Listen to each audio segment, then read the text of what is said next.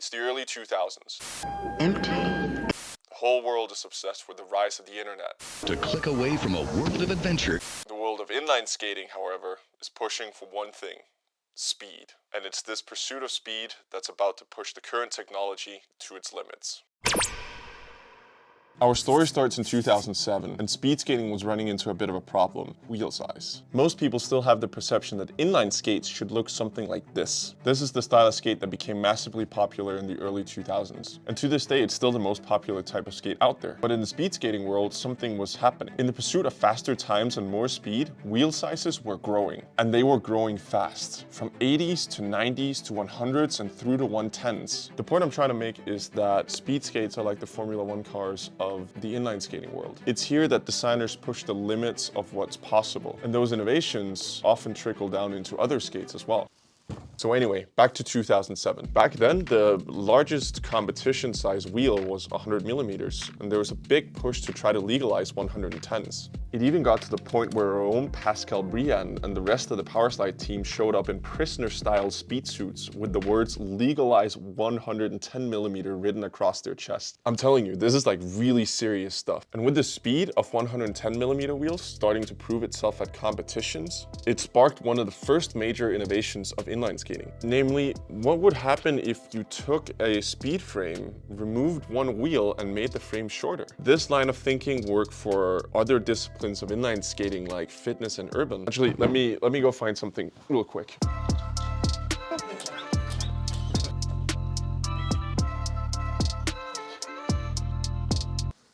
This is the Fusion 7, and it's actually the very first Powerslide tri-skate. It was kind of a game changer for us, as well as the entire inline community. It's not really like these skates hadn't been done before. They'd been done in the 90s, but this time they were here to stay. But this isn't the innovation that this video is about. We need to bring it back to speed skating for a second.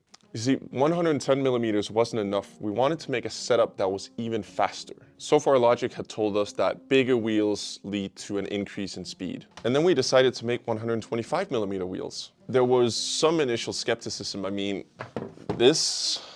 Like a setup like this looks absolutely crazy compared to a setup like this. Like, just look at that. Look at those wheels. But then in 2015, Bart Swings went to Berlin on 125s and absolutely smashed everyone on the marathon distance. Literally breaking away at kilometer 26, skating half the race solo, finishing 3 minutes ahead of everyone else, and breaking his own course record by nearly 2 minutes. It sort of proved that this wheel wasn't just a marketing stunt or some fad within the world of speed skating. But this also presented a problem. The push for bigger wheels also compromised the stability of the 165 and 195 frame systems. If 125 millimeter wheels were going to stay and be relevant to people outside of speed skating, something needed to change. We needed to solve the issue of frame height and the awkward positioning of the mounting points with the new bigger wheels, while also retaining the ability to adjust the frames. So now 2017 rolls around. And after a few years of development and testing, this was the solution: the Trinity mounting system. These are actually Matthias's very first Trinity custom boots. Even the wheels on this one were testing wheels. You can even still see some of the ballpoint pen markers on the wheels. Pretty much overnight, a large part of Powerslide skates changed to the Trinity mount. The design is super elegant and really simple, but I can see how it might be hard to understand how 3 bolts can be such a big deal. To try to help you understand, let me break it down for you. The key issue with the 165 and 195 mountings is that the wheel has to sit underneath the mounting point. This props up the height of the setup, making it more unstable. So the solution was to move the 2 mounting points out to the side and let the front wheel sit in between the mounting points, allowing it to sit closer to the boot, as you can see here. This solved a lot of key issues.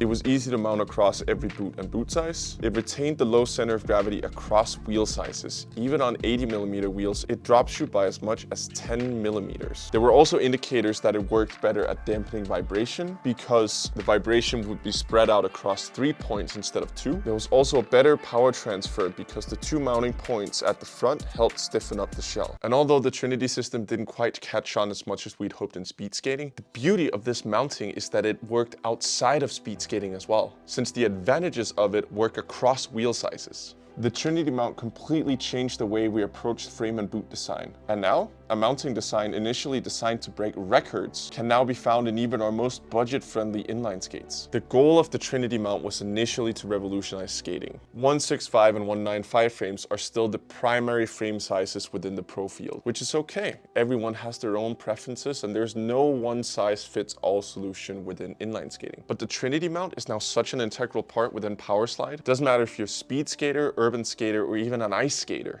There is a frame with this mounting. This video took a really long time to make, so if you enjoy and appreciate the content, please let us know by leaving a comment or a like. And also consider subscribing as well. Thank you.